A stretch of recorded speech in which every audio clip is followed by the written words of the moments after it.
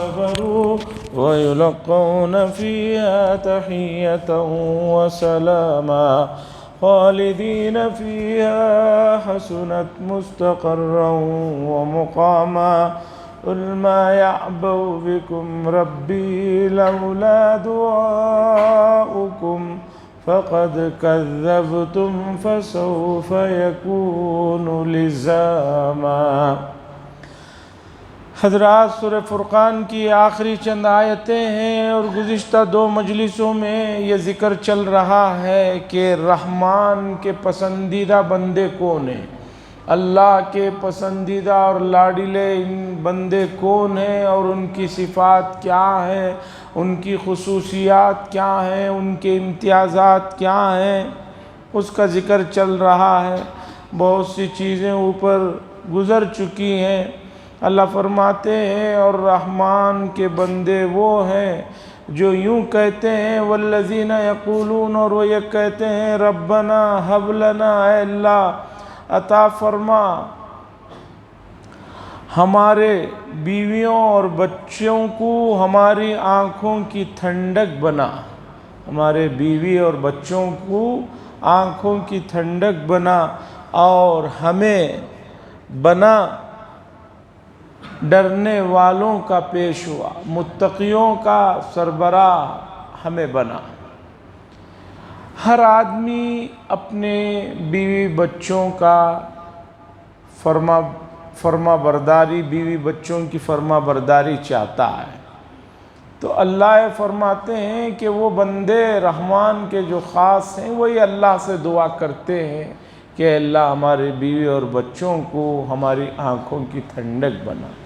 آنکھوں کی ٹھنڈک اسی وقت بچے اور بیوی ہو سکتے ہیں جب وہ فرما بردار ہوں، وہ نیک ہوں، ورنہ اس وقت ایک بڑا طبقہ اپنے بیوی بچوں کی نافرمانیوں سے، ان کی حرکتوں سے اپنی زندگی میں یہیں پر عذاب کو جھیل رہا ہے۔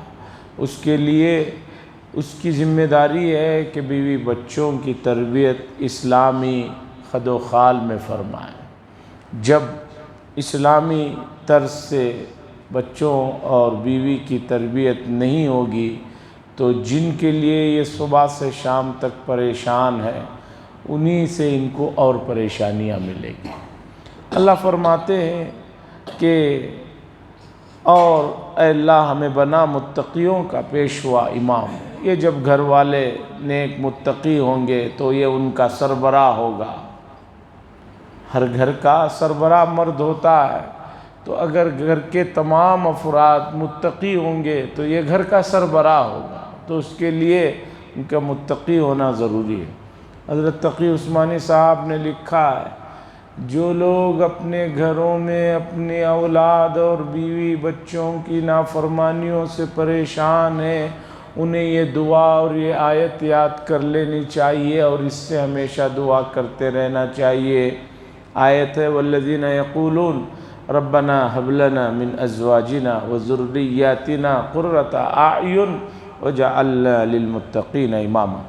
اللہ ان تمام صفات کو جو اس سے پہلے بھی گزرے ہیں رحمان کے خاص بندوں کے، یہ فرماتے ہیں اولئک یجزون الغرفۃ بما صبروا ویلقون فیہا تحیۃ وسلاما۔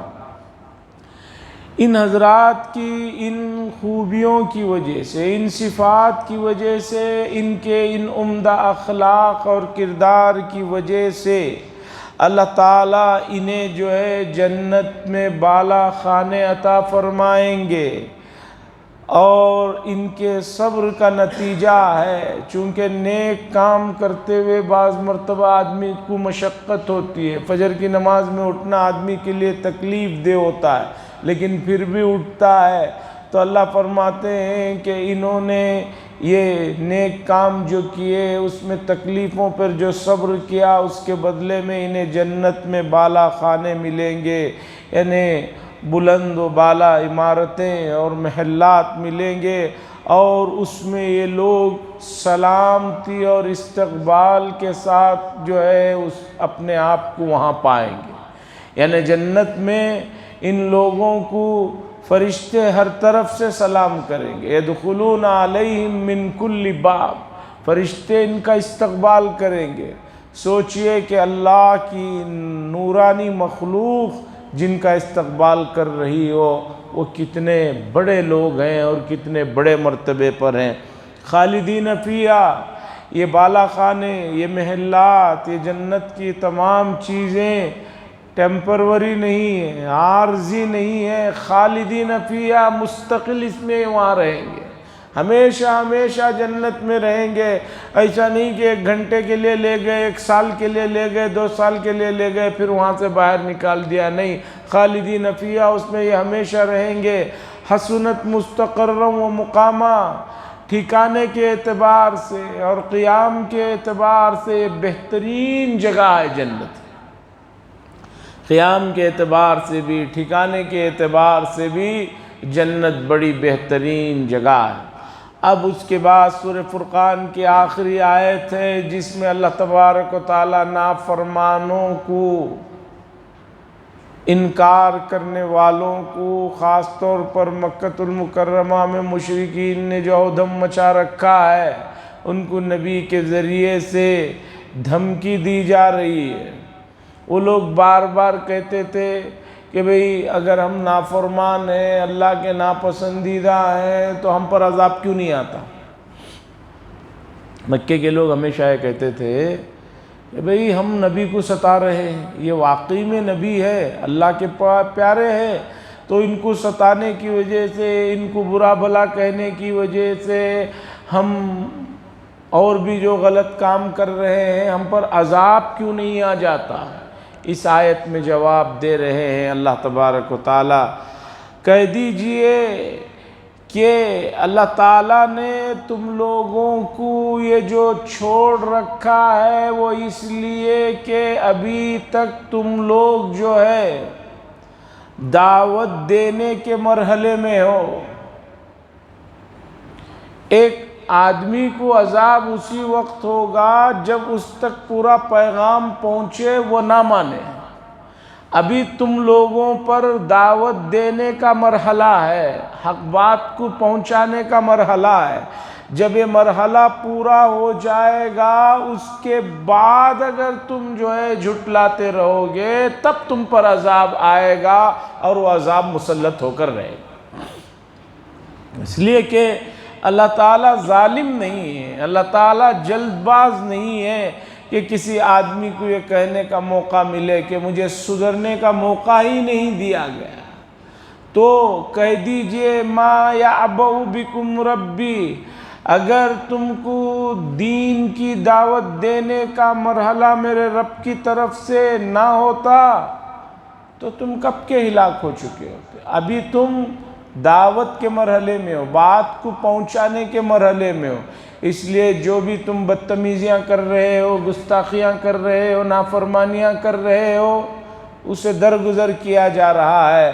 فقد کذبتم، پس تحقیق کہ تم لوگوں نے جھٹلا دیا، اور یہ تمہارا جھٹلانا تم پر ہی جو ہے لپیٹ دیا جائے گا، تم ہی سے چمٹ کر رہ جائے گا۔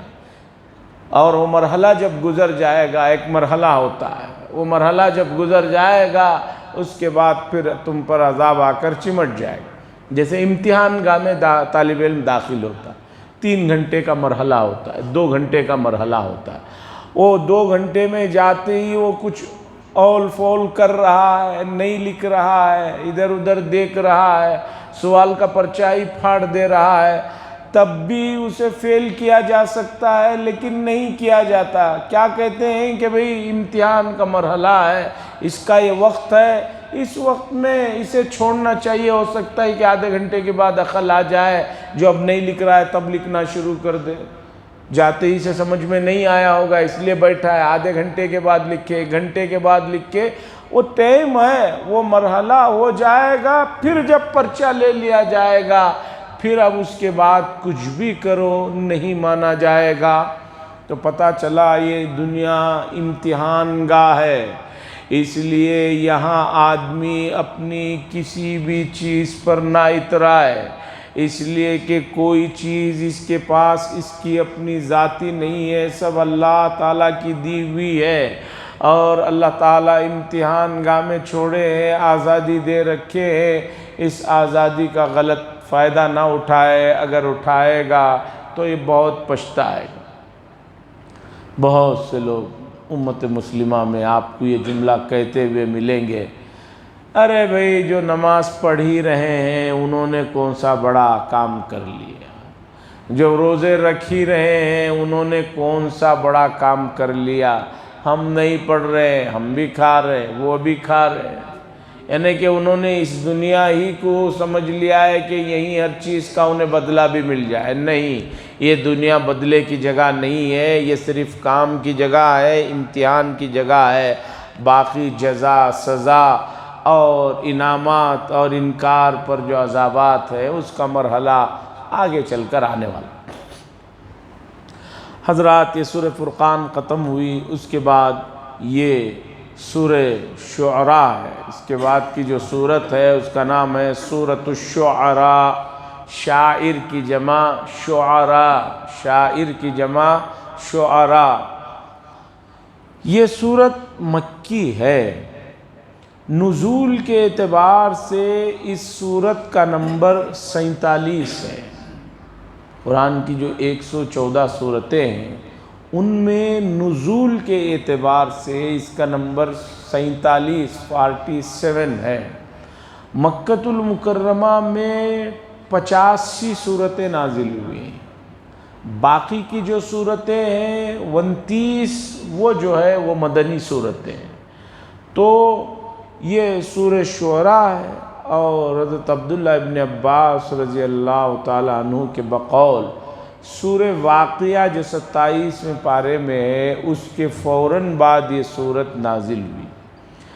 دراصل یہ سورت جس زمانے میں نازل ہوئی ہے وہ زمانہ انتہائی شدت اور مخالفت میں بہت زوروں پر تھے کفار مکہ۔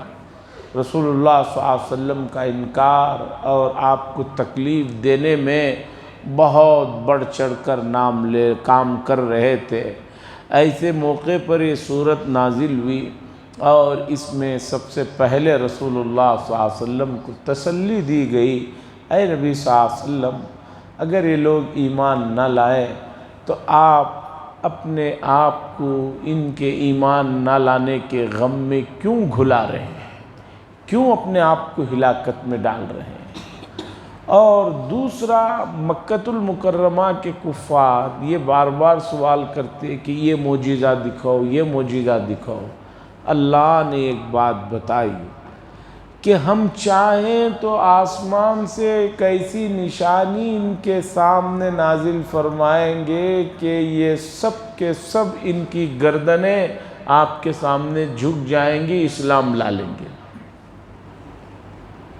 لیکن ہم ایسا نہیں کرنا چاہتے۔ کیوں؟ اس لیے کہ پھر تو یہ ایمان اپنے اختیار سے نہیں ہوا، یہ زبردستی کی بات ہوئی کہ بھئی زبردستی آپ کو مسلمان بنایا، زبردستی مسلمان بنایا گیا تو پھر آپ کو جنت دینے کا کیا مطلب ہے؟ آپ حضرت انسان ہیں، آپ کو اللہ نے عقل دی، فہم دی، سمجھ دی اور اتنا اختیار دیا کہ آپ اپنے اختیار سے دو میں سے کسی ایک چیز کو چن سکو، یا تو اسلام کو چنو، منتخب کرو، چوائس کرو، یا کفر کو جو ہے منتخب کرو۔ اب تم نے اپنی عقل سے کفر کو اختیار کیا ہے، اب تمہارے سامنے کوئی ایسی نشانی اللہ چاہے تو دکھا سکتے ہیں کہ وہ دکھانے کے بعد تمہاری گردنیں اسلام کے لیے جھک جائیں گی، تو یہ مجبوری والا اختیار والا ایمان نہیں ہوا، اجبار والا ایمان ہوا۔ اور اللہ چاہتے ہیں آدمی اختیار سے ایمان لائے، آدمی اختیار سے ایمان لائے۔ پوری دنیا میں قیامت تک یہ کشمکش جاری رہے گی، آپ کے دل میں سوال ہوگا کہ بھئی اللہ ہر چیز پر قادر ہیں تو یہ جو نافرمان ہیں، انکار کرنے والے ہیں، ان کو فوراً عذاب کیوں نہیں ہوتا؟ اس کا جواب یہ ہے کہ بھئی ان لوگوں کو جو ہے دارالامتحان میں، آزمائش میں چھوڑا گیا ہے تاکہ قیامت میں آ کر وہ یہ نہ کہیں کہ ذڑی مدت اور ملتی تو ہمیں عقل آ جاتی ہے اور ہم ایمان لا لیتے۔ اور دوسرا، کوئی ایسی نشانی کہ جسے دیکھتے ہی تمام کفار ایمان میں داخل ہو جائیں، ایسی اللہ کیوں نازل نہیں فرماتے؟ اس لیے نازل نہیں فرماتے، پھر تو یہ ایمان اختیار کا نہیں ہوا، یہ تو مجبوری کا ایمان ہوا کہ بھئی حق بالکل من کل الوجوہ واضح ہو گئے۔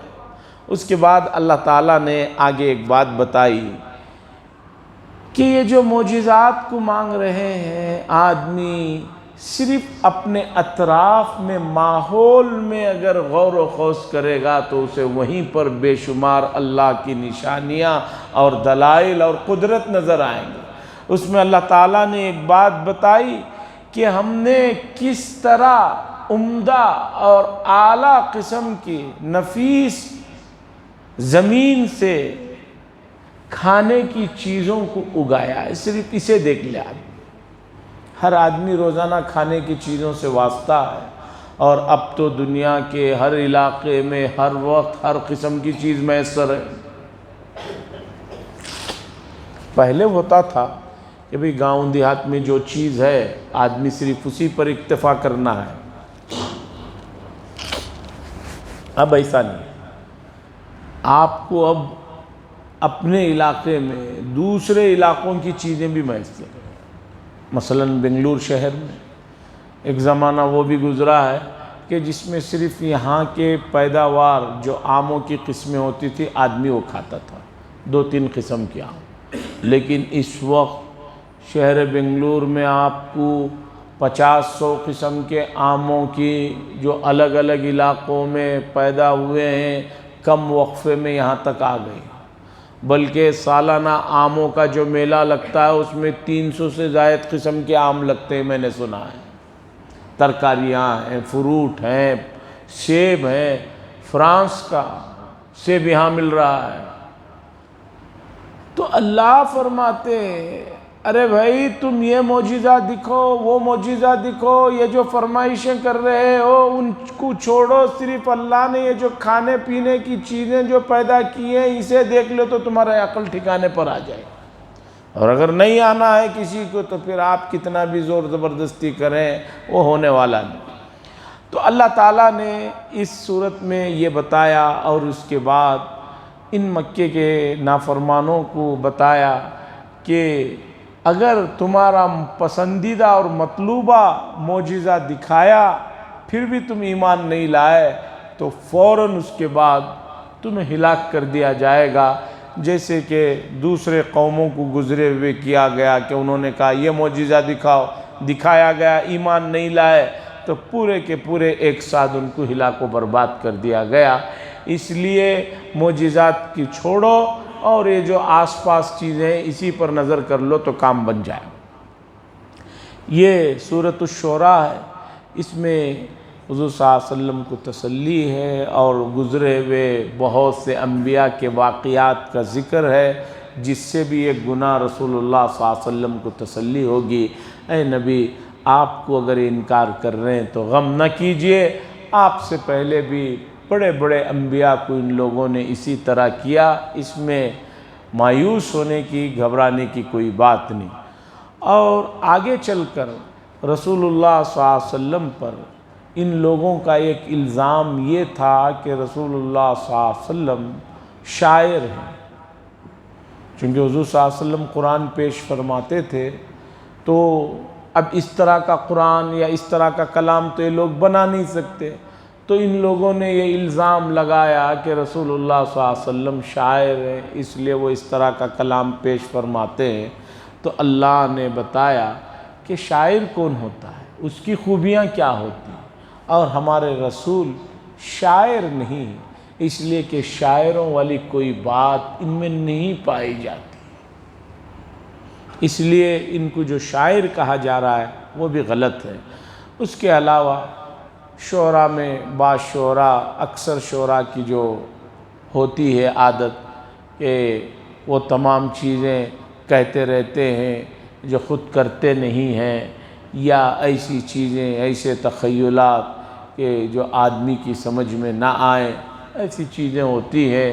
اور شاعری یہ کوئی ایسا کام نہیں ہے کہ یہ انسان کے لیے ہمیشہ خوبیوں ہی کا ذریعہ بنے۔ ہاں کچھ شاعر ایسے بھی اللہ والے ہوتے ہیں کہ جو صرف حقائق کو شعر کے اندر ڈھالتے ہیں اور حقائق کو بتاتے ہیں، اور نثر کے مقابلے میں شعر زیادہ دیر تک آدمی کے دل و دماغ میں محفوظ رہتا ہے۔ جیسے اردو شعراء میں علامہ اقبال رحمہ اللہ گزرے، انہوں نے اسلام کے حقائق کو، شریعت کے اسرار و رموز کو اپنے اشعار میں سمو دیا، جس سے آدمی جو ہے ذہن میں محفوظ رکھتا ہے، اسے جو ہے تسلی ہوتی ہے۔ کوئی بات ایسی ہو پریشانی کی، ان اشعار کو جب دیکھتا ہے تو بہت سی تسلی ہوتی ہے، اپنی خامیاں بھی نظر آتی ہیں۔ آدمی سوچتا میں کامیاب کیوں نہیں ہوں، تو انہوں نے بتایا کہ کامیاب کیوں نہیں ہے۔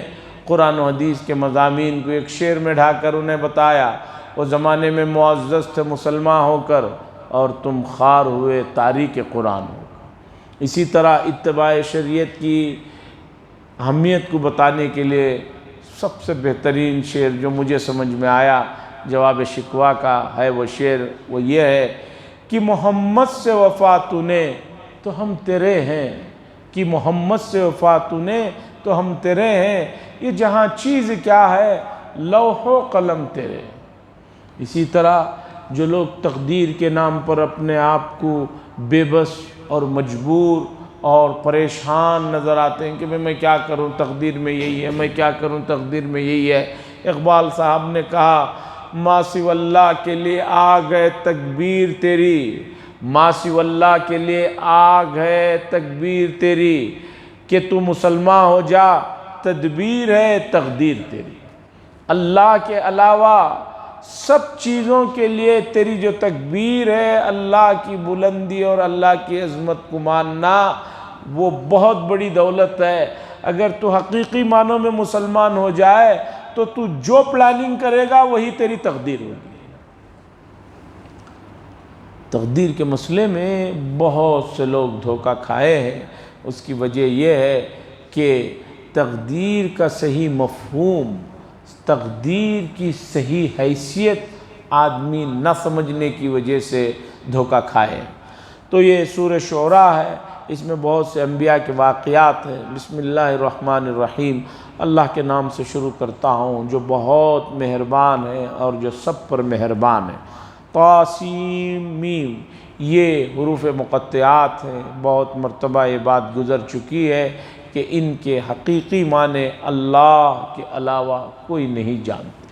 تلک آیات الکتاب المبین، یہ واضح کتاب کی آیتیں ہیں، یہ واضح کتاب کی آیتیں ہیں۔